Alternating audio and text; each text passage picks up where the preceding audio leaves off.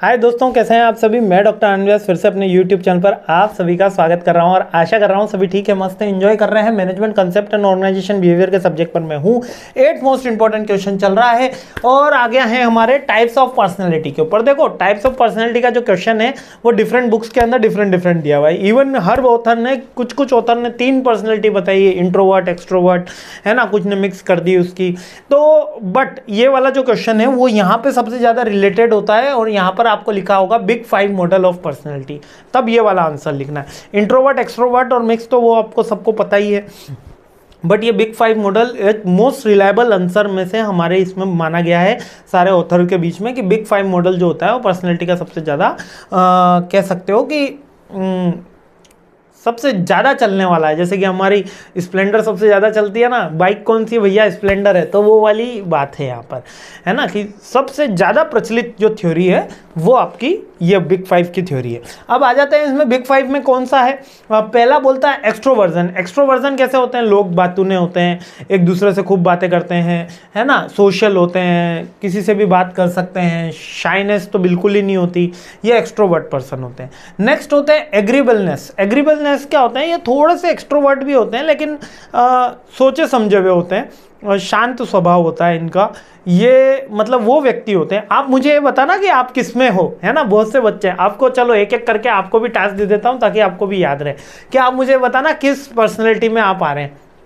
सबसे पहले एक्सट्रोवर्ट, ये वो बच्चे होते हैं जो मतलब बहुत बातूने होते हैं, जो किसी के साथ भी ग्रुप बन जाता है, कहीं पे भी जाके कुछ भी बोल देते हैं, है ना, हंसते हुए रहते हैं थोड़ा सा और हमेशा खुश रहना इनका स्वभाव होता है और ग्रुप में रहते हैं, आइसोलेटेड रहना इनको पसंद नहीं है, कुछ ना कुछ करते रहते हैं और कुछ नहीं कर रहे होते हैं तो सो रहे होते हैं, है ना, तो ये इनका नेचर रहता है, ये एक्सट्रोवर्ट होते हैं। एग्रीएबलनेस जो होते हैं वो थोड़ा सा एक्सट्रोवर्ट और इंट्रोवर्ट के मिक्स कॉम्बिनेशन है, थोड़ा सा इंट्रोवर्ट में थोड़ा सा। ये कैसे होते हैं, ये कोऑपरेटिव होते हैं कि मतलब एक तो होगा कि आप सबसे बात कर रहा है और एक हो रहा है जो सबकी मदद कर रहा है, जो हर किसी के पास जाके भैया अगर किसी को दिक्कत है तो वो बिट्टू भैया के पास चले जाना, वो मिस्टर पिंटू के पास चले जाना, तो किसी के भी दिक्कत है तो कोई पे ये क्या होता है, कोऑपरेटिव होते हैं। ये क्या ट्रस्ट करते हैं, जूनियर्स को बोलते हैं अगर कोई दिक्कत हो तो हमको बोलना, सीनियर को बोलते हैं कोई दिक्कत हो तो हमको बोलना, टीचर्स को बोलते हैं कोई दिक्कत हो तो हमको बोलना, है ना, तो मतलब ये अपने अपने तरीके का इनका नेचर होता है। तो एग्रीएबलनेस वाले बंदे होते हैं। अब थर्ड जो बंदे आते हैं, अब ये होते तो एक्सट्रोवर्ट नेचर के हैं लेकिन ये क्या है, कहते हैं एग्रीबलनेस वाले बंदे जो होते हैं ये अपने जो सोसाइटी होता है उन्हीं पे ही वो हेल्प करना ज़्यादा पसंद करते हैं। थोड़ा अदर सोसाइटी में भी हेल्प करते हैं लेकिन वहाँ पर ये ज़्यादा टॉकेटिव नहीं होते, मतलब कि आपके फ्रेंड्स, कल्चर, सोसाइटी में तो बात करेंगे लेकिन अननोन से बात नहीं करेंगे।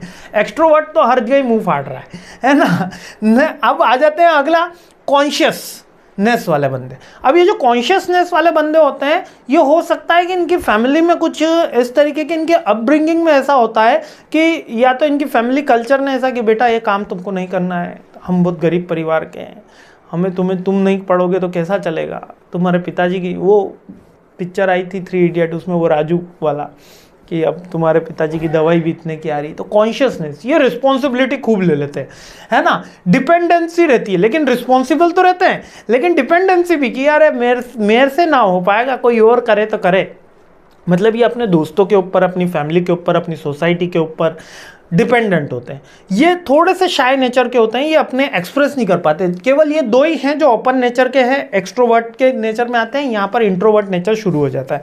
ये अपनी बातें सही से रख नहीं पाते क्योंकि ये रिस्पॉन्सिबल होते हैं और डिपेंडेबल होते हैं। ये हर जगह कुछ भी नहीं बोल पाते, ये हर चीज़ बोलने से पहले 2 बार, 5 बार, 10 बार सोचते हैं।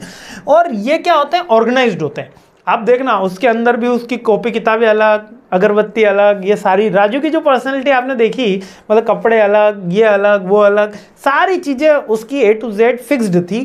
क्यों? क्योंकि वो कैसा था, कॉन्शियसनेस वाला बंदा था, डिपेंडेंट था, ठीक है, फैमिली के ऊपर हो सकता है डिपेंडेंट, और ओवर बर्डन ले लेते हैं। इतना बर्डन होता नहीं है इनकी लाइफ में, ये हम देखते हैं, लेकिन इनको ऐसा लगता है कि सारे पूरी दुनिया की सारी प्रॉब्लम्स इनके साथ है, सारी चीज़ें इनके साथ हैं और हमेशा ये थोड़े से नर्वस वाले रहते हैं। ये कैसे रहते हैं, थोड़े से नर्वस वाले रहते हैं, ये हमेशा डरते हुए रहते हैं कि यार कुछ हो तो नहीं जाएगा, कुछ गलत हो तो नहीं जाएगा। अरे आनंद सर को जाके पूछ लें कि अंतिम प्रहार की सीरीज़ कब आएगी, सर मना तो नहीं कर देंगे। तो ये कॉन्शियसनेस वाले बंदे होते हैं।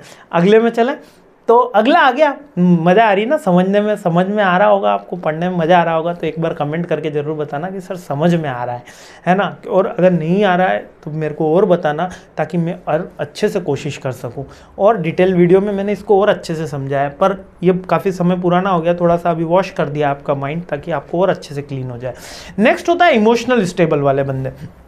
अब ये इमोशनल स्टेबल वाले बंदे वो होते हैं जो मतलब कि सब जगह से आप कह सकते हो ये भी इंट्रोवर्ट काइंड ऑफ नेचर के हैं, लेकिन ये थोड़े से इनमें सेल्फ कॉन्फिडेंस होता है कि हाँ मैं कर सकता हूँ, हाँ मैं आगे बढ़ सकता हूँ, मेरे को खुद के ऊपर भरोसा है। ये थोड़े से सिक्योर्ड भी होते हैं, इनको इनकी फैमिली की तरफ से थोड़ा सा आउटपुट प्रोटेक्शन भी मिला हुआ होता है। इनसिक्योरिटी, नेगेटिव थिंग्स इनके अंदर कम होती है। यहाँ पर ये पॉइंट आप हटा दो, है ना। इनमें थोड़ा सा सिक्योरनेस रहती है, ये अपने आप थोड़े काम भी होते हैं, मतलब शांत स्वभाव रहता है, ज़्यादा बोलते नहीं हैं, लेकिन ये कॉन्फिडेंट होते हैं कि वो काम कर सकते हैं, लाइक कि।